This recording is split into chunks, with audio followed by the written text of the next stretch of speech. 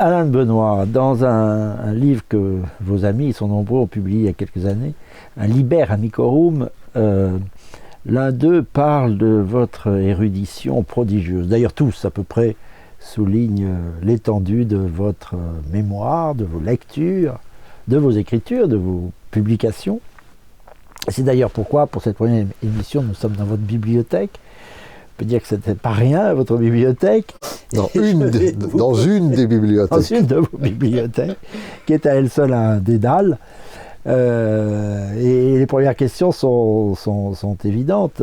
Combien avez-vous publié de livres? Combien avez-vous de volumes dans cette bibliothèque? Combien en avez-vous lu? Alors, c'est une très mauvaise démarche parce que vous situez d'emblée les choses sur la quantité. Et alors, dans cet endroit, ça importe. Hein. Bon, combien j'ai de livres? Au total, 250 000. Voilà. Bon, je ne les ai pas lus tous, bien entendu, mais ils sont classés et je sais où chacun d'eux se trouve. C'est une bibliothèque de travail. C'est une bibliothèque de travail, effectivement, qui est classée essentiellement par sujet, parfois par auteur, mais bien classée, parce que sans ça, je ne parviendrai pas à travailler. Combien j'ai écrit de livres? Sans compter les traductions, j'ai publié, je crois, mon 100e livre il y a 1 an ou 2. Voilà. Michel Marmin, un de vos amis, a préfacé votre bibliographie, Oui. qui, le volume compte 470 pages à lui tout seul, en recensant vos ouvrages. Il y a aussi vos interventions orales, il y a aussi bien entendu des articles. Un nombre d'articles impossible à compter. Il y a 2500 articles et environ 600 entretiens. Il parle d'une bibliographie océanique, vous voyez, on est toujours dans la dimension. Oui, mais encore une fois, c'est la quantité.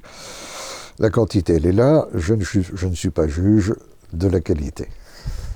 Si vous êtes là, c'est justement parce que la qualité est avérée et on se demande un peu comment vous vivez, Alain de Benoist. Alors c'est un peu l'objet de ces conversations.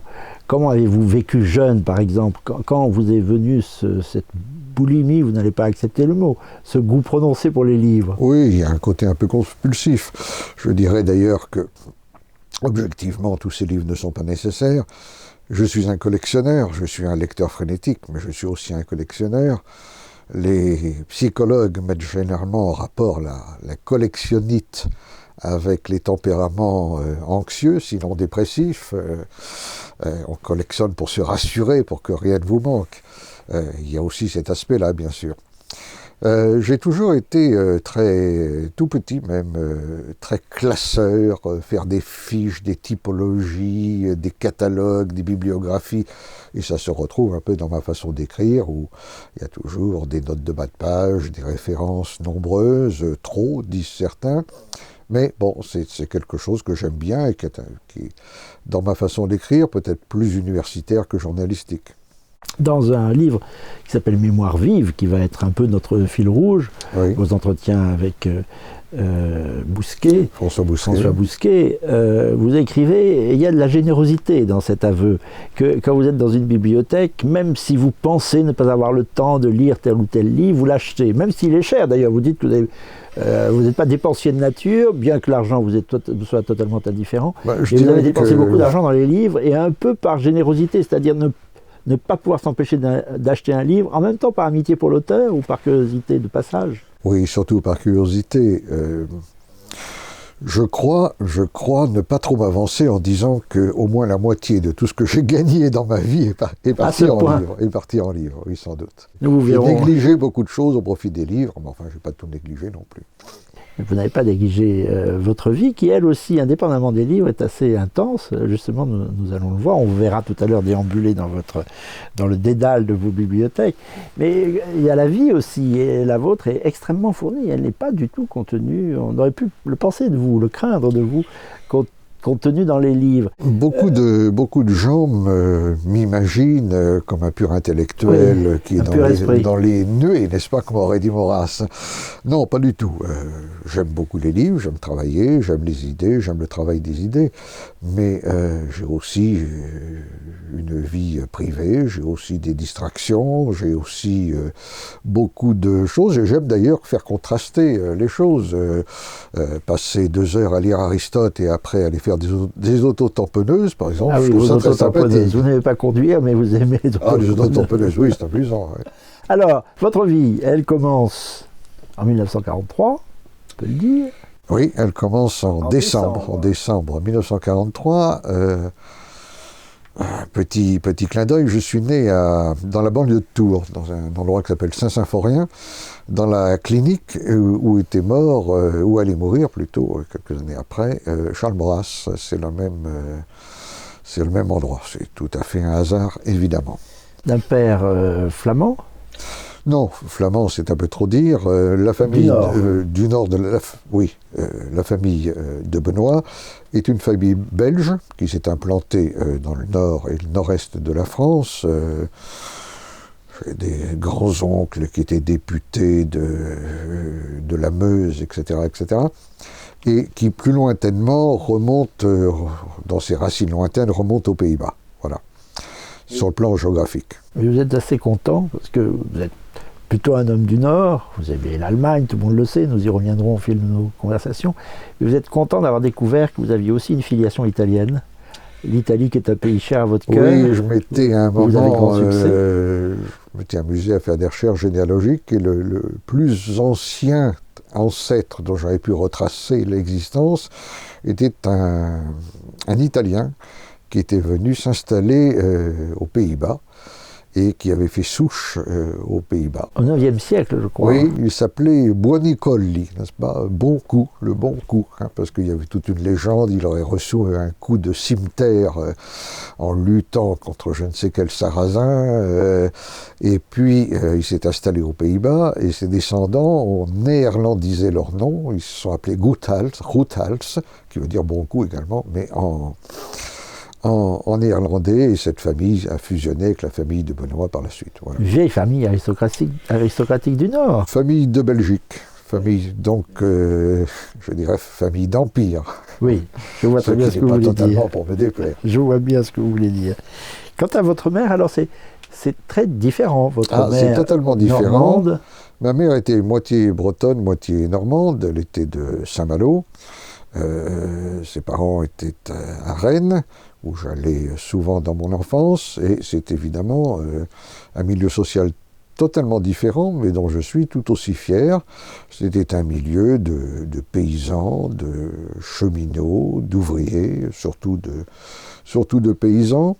Et dans mon livre de mémoire, je dis que j'éprouve, même si c'est un peu symbolique évidemment, un certain plaisir à avoir des ancêtres qui d'un côté me conduisent vers les milieux aristocratiques, de l'autre vers les milieux populaires, parce que rien de bourgeois, rien de bourgeois. Voilà. Rien de bourgeois, et ça. Dans les deux milieux, on ne compte pas l'argent, d'ailleurs, on s'en fiche. C'est-à-dire que le fait d'avoir vécu en même temps dans ces deux milieux, hein, je trouve, ça produit un éclairage absolument décisif qui m'a beaucoup influencé, et qui a certainement nourri chez moi l'idée qu'au fond, les valeurs populaires et les valeurs aristocratiques sont les mêmes. Elles se complètent totalement, tandis que les valeurs bourgeoises, qui sont des valeurs commerciales et marchandes, n'est-ce pas, ont fait éclater tout cela, et ça, pour prendre un raccourci très rapide, tout cela nous fait arriver au monde actuel. Bon, bien sûr, on y est.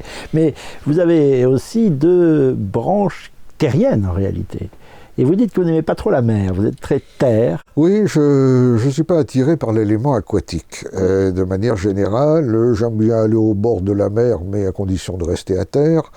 Et il m'est arrivé une fois ou deux d'être parti en bateau, et on est entouré d'eau, quand on regarde à droite, à gauche, à l'est ou à l'ouest, au nord, au sud, il n'y a que de l'eau, je me sens extrêmement mal à l'aise. C'est accentué par vos signes astro, je ne sais pas si dans quelle mesure vous croyez à l'astrologie. Vous dites dans Mémoire vive que vos deux signes d'ascendant, Sagittaire, je crois. Sagittaire et Cancer. Cancer sont des signes de feu, qui n'aiment pas l'eau non plus.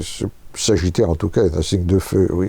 Mais finalement, là aussi, il y a des prolongements, parce que j'ai été amusé de voir, lorsque je me suis intéressé beaucoup à la géopolitique, voilà, la dialectique de la terre et la mer, c'est-à-dire de l'élément océanique, fluide. Mahan. Oui, Mahan, Mackinder et bien d'autres, Carl Schmitt également, et puis de l'autre côté, l'élément continental, terrestre, tellurique. L'Interland. Et je suis absolument du côté terrestre et tellurique. Ça va très loin d'ailleurs, parce que vous dites que vous souhaitez, au fond, plutôt que vous concentrer sur l'Eurasie, dont vous dites, et bien des géopoliticiens ont dit la même chose, qu'elle peut constituer le centre du monde, d'où la crainte des États-Unis d'ailleurs, qui refusent l'union de l'Eurasie, et pour commencer l'union de l'Europe, en comprenant la Russie. Et vous dites que justement, c'est l'union du continent, de la terre européenne, y compris dans son prolongement eurasiatique, qui peut faire basculer l'organisation du monde, actuellement très en faveur des puissances de la mer. Bien sûr, c'est dominé par les États-Unis. Oui, c'est vrai. Disons que le monde de la terre, c'est un monde de limites et de frontières. Le monde de la mer n'a pas de frontières. C'est le monde du commerce. L'autre, c'est le monde de la politique. Nos limites. Nos limites. Et finalement, on retombe sur une problématique très actuelle, évidemment, puisqu'aujourd'hui, on cherche par tous les moyens à faire sauter toutes les limites, toutes les différences, et que la défense des différences, et par conséquent aussi des frontières et des limites, a été une grande partie du combat de ma vie. La mer ne connaît que des flux et des reflux. Et nous vivons aujourd'hui dans le monde des flux technologiques, Internet, monde...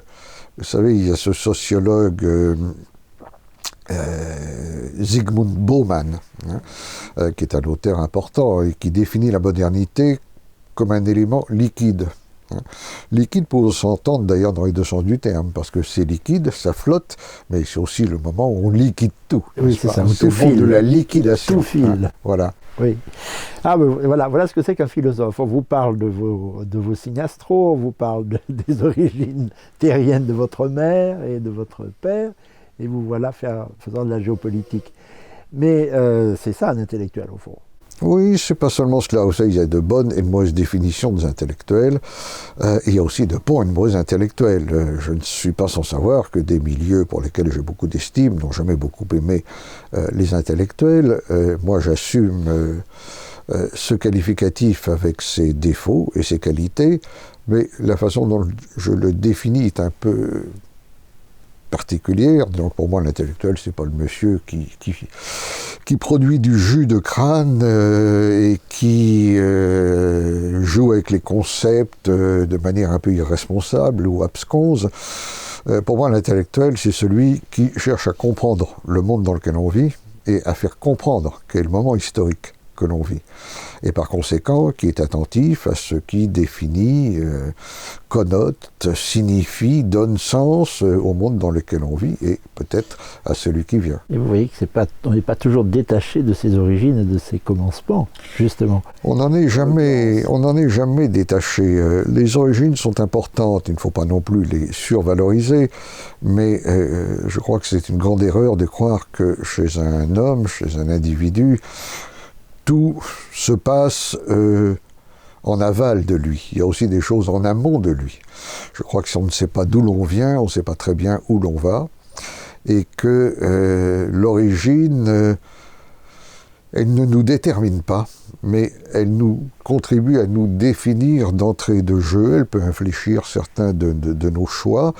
Il y a... L'origine fait autorité, et le mot arché en grec, n'est-ce pas, qui est à la fois ce qui fonde, ce qui dirige, les archontes, et ce qui est très ancien, c'est l'archaïque, n'est-ce pas. Il y a un mot de Maurras, je ne sais pas pourquoi je parle autant de Maurras, mais il y a un mot de Maurras que j'aime pas du tout. Maurras dit « les origines ne sont jamais belles ». La beauté est toujours à l'accomplissement des choses. Moi, je pense absolument l'inverse. C'est très curieux que Maurras dise cela, parce que pour un homme qui quand même attache un certain prix à la tradition, il dit là quelque chose auquel pourrait souscrire n'importe quel théoricien de la philosophie des Lumières, Condorcet ou un autre. Moi, je crois que les origines sont belles parce que le passé a à nous dire et qu'au-delà des origines, il y a aussi le début. Le début, c'est en général ce qu'il y a de plus beau. C'est là où les choses sont dans leur pure essence. Dans une relation amoureuse, c'est la même chose. C'est le début qui est merveilleux. Et toute la durée de cette relation, on essaye toujours, sans succès évidemment, de retrouver la magie et l'émotion des débuts. Et la beauté peut durer, la beauté du commencement peut durer. Platon disait que la vérité d'une chose est dans son commencement. Et on peut opposer cette phrase à Maurras. Oui, grand problème de la durée. Mais est-ce qu'il n'y a pas est-ce que la durée n'est pas inversement proportionnelle à l'intensité? Voilà, une autre sujet question. de méditation qui nous emmène non seulement vers la philosophie, mais aussi vers la psychologie. Oui, et la conscience de l'âge. Alors, je me suis souvent demandé, restons dans la philosophie, je me suis souvent demandé si vous acceptiez votre nom, parce que vous avez plusieurs pseudos, comme on dit aujourd'hui. Beaucoup de vos amis vous appellent Fabrice. Oui. Vous signez quelquefois de noms de plumes divers, notamment Robert de Herth. Oui. Mais vous acceptez votre nom pour autant. Je l'accepte tout à fait, mais l'usage de pseudonymes est courant dans le monde journalistique, vous le savez bien.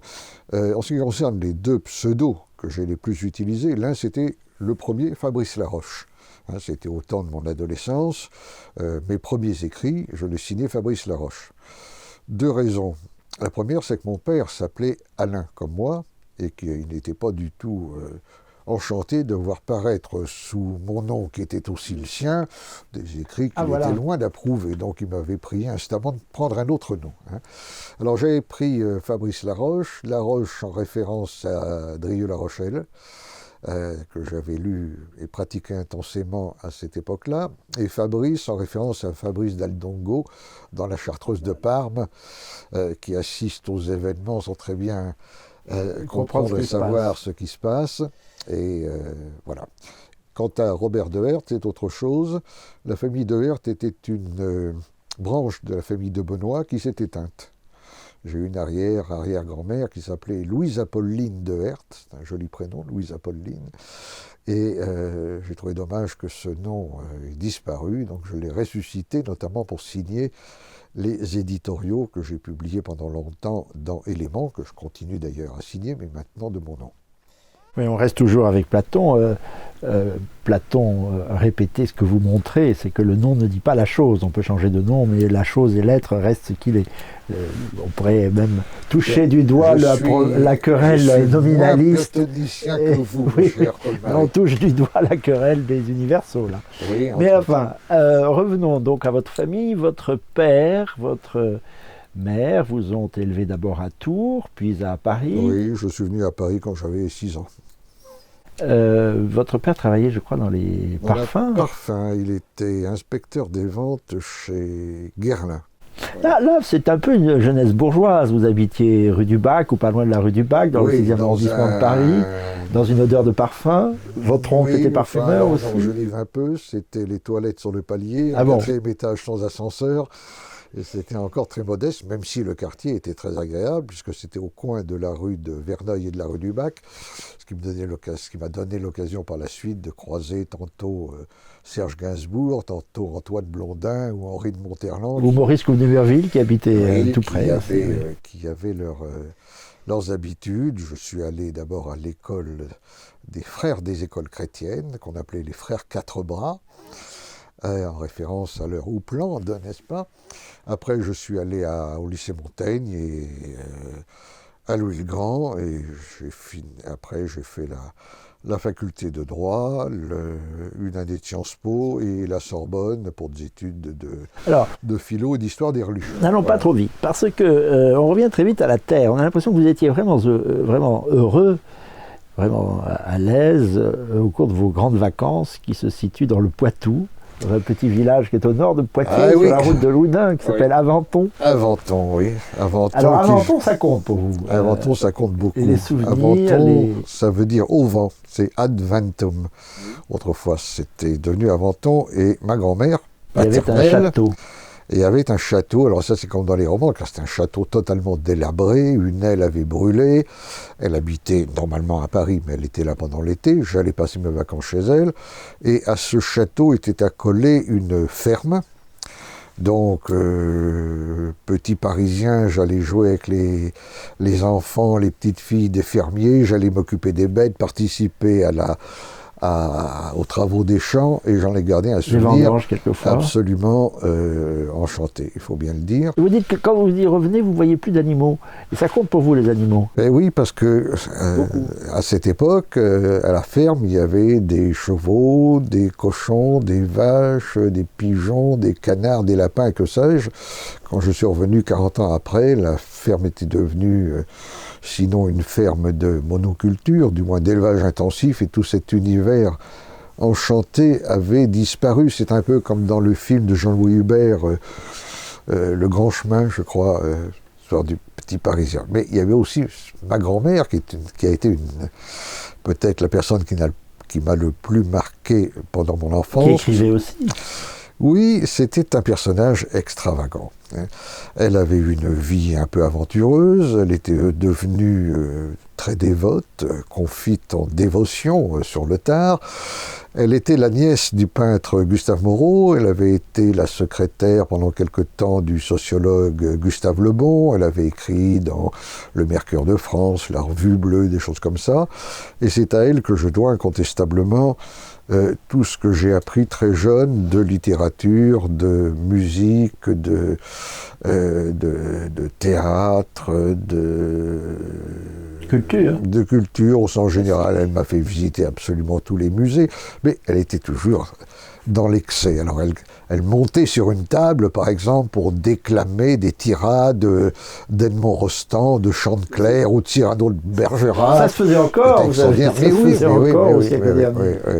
Et alors, à Aventon, vous écrivez, car vous voyez que vous n'avez pas de mal à dire « je », finalement. Vous dites au début de vos mémoires, j'ai eu beaucoup de mal. Ça va mieux, j'ai beaucoup de mal à dire « je ». C'est peut-être plus facile à partir d'un certain âge, parce que quand on vieillit, on devient toujours un peu chroniqueur de soi-même. Il faut regarder ça sans trop de complaisance, d'ailleurs, en se disant que la vie que l'on a vécue n'est pas exceptionnelle, mais pour soi, évidemment, il y a toujours la remontée vers la surface, notamment de ce qui a marqué le plus durant l'enfance et l'adolescence. Je pense que c'est peut-être plus fort chez les hommes que chez les femmes, cette espèce de persistance de ce que les Allemands appellent das Kind im Mann, l'enfant dans l'homme, n'est-ce pas? Oui, les hommes sont plus sensibles à leurs souvenirs d'enfance. Il faut devenir adulte, sinon on est infantile. Il y a trop de gens infantiles aujourd'hui. Mais quand on devient adulte, il faut savoir conserver quelque chose de l'enfance, et de façon à rester fidèle aux valeurs de l'enfance et de l'adolescence, même si c'est pour les transmettre à une autre échelle. À Aventon, dont nous allons voir une gravure que vous avez peint, je crois, aussi à Aventon. Oui, j'ai fait pas mal de peintures. C'était assez médiocre, il faut bien le dire, quand j'avais 16-17 ans. Votre grand-mère qui vous faisait peindre, Oui, je hantais le quartier des Beaux-Arts pour acheter tout un tas de matériel, des toiles. J'étais très content de m'essayer à la peinture. En réalité, c'est surtout la sculpture qui m'attirait, mais je n'ai pas eu l'occasion de m'y frotter sérieusement. Et puis, beaucoup de choses sont intervenues.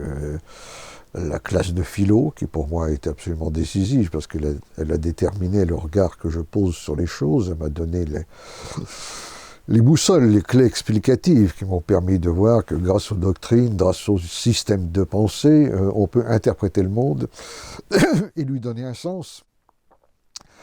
Et puis, il y a eu la Cinémathèque que j'ai fréquentée pendant beaucoup d'années, qui s'est reliée à un goût frénétique pour le cinéma.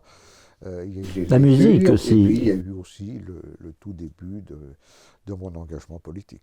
Et la musique. Vous dites que vous étiez assez boulimique, vous aimiez le jazz en particulier. Oui, beaucoup. Je ne vous imaginais pas comme ça. Ben, par la suite, j'ai constitué, j'ai fait une grande bibliothèque, j'ai constitué avec beaucoup de disques, une discothèque et puis une vidéothèque. On la verra tout à l'heure. Et dans les discothèques, oui, j'ai là aussi collectionné à peu près tous les genres. Ça va de Barbara et Léo Ferré à Elvis Presley, en passant par Liszt, Eric Satie, Mozart et bien d'autres. Vous citez Satie, c'est le générique de votre émission sur Télé Liberté, je crois, Les idées à l'endroit. J'ai choisi pour une gymnopédie. Télé Liberté, la gymnopédie d'Éric Satie, mais je pourrais vous faire écouter les chants populaires des milices angolaises, l'international en tagalog, la chants langue des celtes, Philippines, les chants de l'Est, les chants des Chouans, les chants de tant d'autres. vous ramenez des disques de vos voyages, de chants Oui, populaires. beaucoup, parce que même si il y a toujours le risque de tomber dans le folklore pour touristes, c'est quand même les peuples qui chantent, qui nous remémorent qu'il n'y a pas si longtemps, on chantait dans la vie. On n'écoutait pas la radio ou la télévision, on chantait. Il y avait des chants de toutes sortes de métiers, de circonstances, de moments de la vie. Et les gens chantaient. Aujourd'hui, les gens chantent de moins en moins, ils écoutent les chanteurs, c'est autre chose. Alors, l'essentiel au milieu de tout ça, quand même, ce sont les livres. Plongez dans les livres, vous êtes fils unique, votre père n'est pas très souvent là, votre mère a plus d'influence que votre père. Mon père était assez rarement là, parce qu'il était en voyage pour ses activités professionnelles. J'ai été surtout éduqué par ma grand-mère paternelle, par ma mère aussi, mais qui n'était pas spécialement attirée par les livres.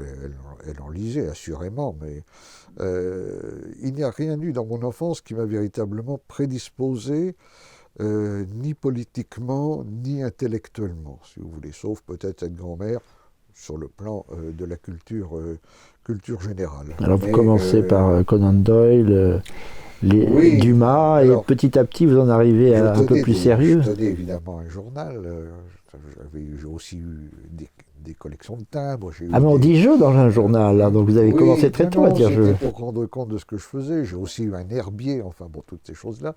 Et ça m'a permis, en le retrouvant, de voir ce que je lisais, que sont presque les premiers livres que j'achetais. Je lisais tout, j'achetais beaucoup de bandes dessinées, qu'on n'appelait pas les bandes dessinées, mais les illustrés. J'achetais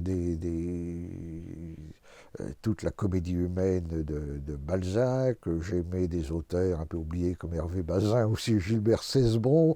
Je lisais...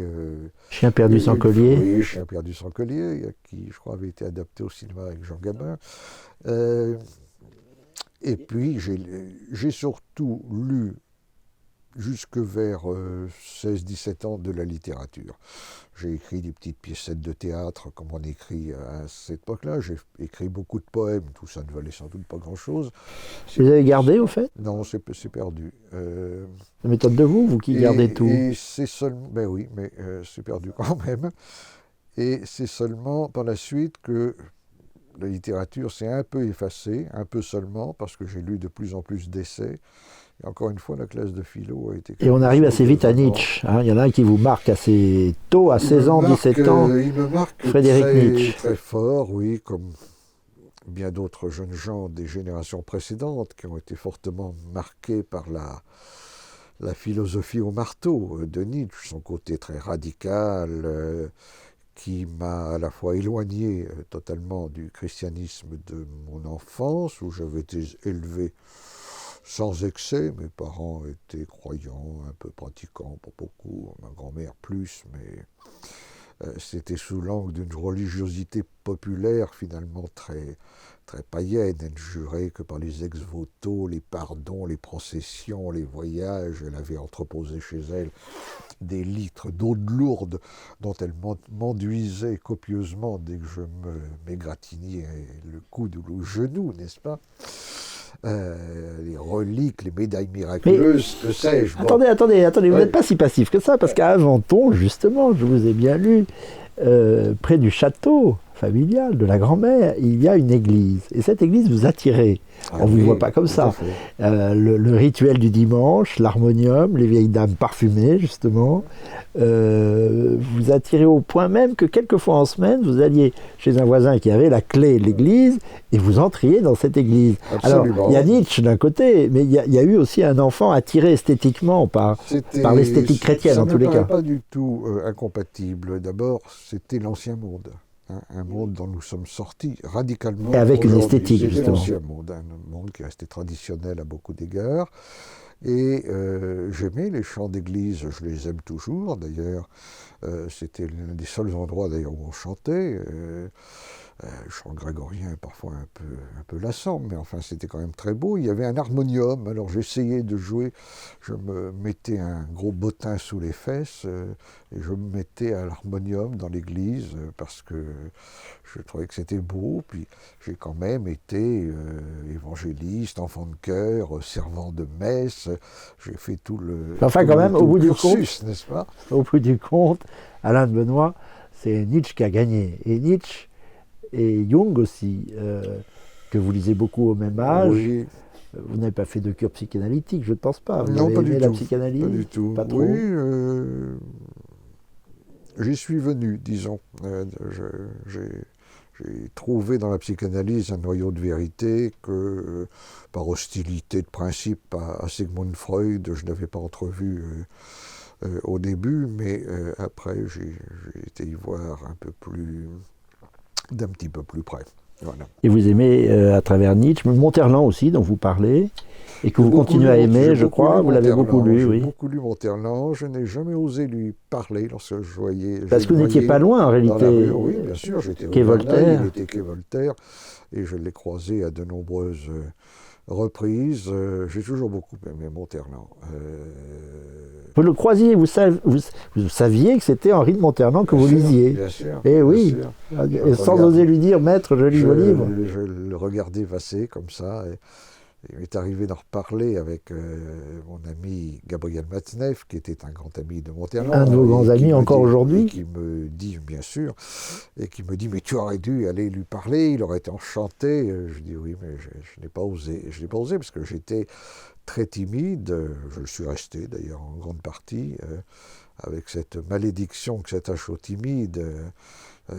Comme ils se sentent souvent mal à l'aise, on dit qu'ils sont un peu distants ou un peu prétentieux, ce qui n'est pas mon cas, mais je ne me suis jamais totalement défait de cette timidité, ce qui est drôle parce que je me suis habitué à prendre la parole en public dans d'innombrables on ne vous voit pas comme ça, on ne vous voit pas timide, Alain de Benoît. Émissions de radio et de télévision, mais en réalité, j'ai toujours un trac absolument abominable. Bon, ça ne se voit pas, et je dois dire que ça colle mal aussi avec vos appétits intellectuels. Je pense à Nietzsche, on vient d'en parler, ou Monterland. Et d'une manière générale, je crois que dans cette période de votre vie, vous détournez un peu, et un peu plus tard, un peu plus qu'un peu, de la religion chrétienne, et vous allez vers, vous avez une grande attirance pour les valeurs antiques, et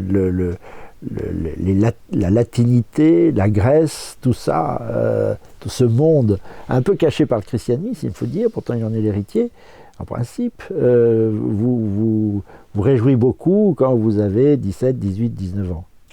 Oui, d'abord à 17, 18 ans, on est un peu provocateur.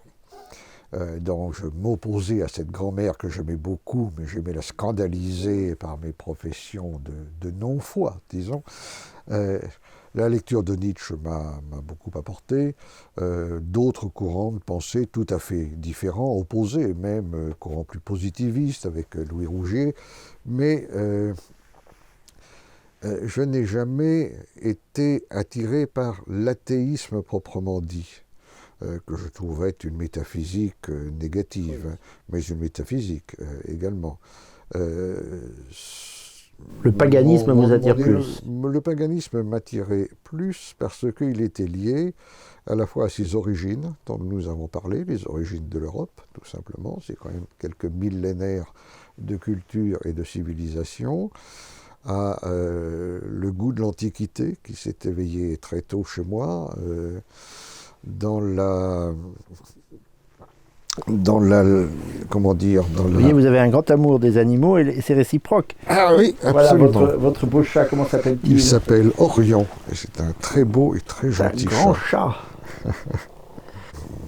Mon imaginaire d'enfance, il y a eu deux pôles au fond. Il y avait les récits homériques, l'Iliade surtout, qui était pour moi une source d'émerveillement permanent, et puis il y avait les contes de Grimm, qui m'éveillaient à l'univers de de la forêt germanique à des traditions populaires dont on sait bien aujourd'hui qu'elles sont le reflet ou déformées, plus ou moins déformées de croyances anciennes. Et donc j'ai découvert le continent englouti des religions de l'Antiquité avec leur beauté. Hein.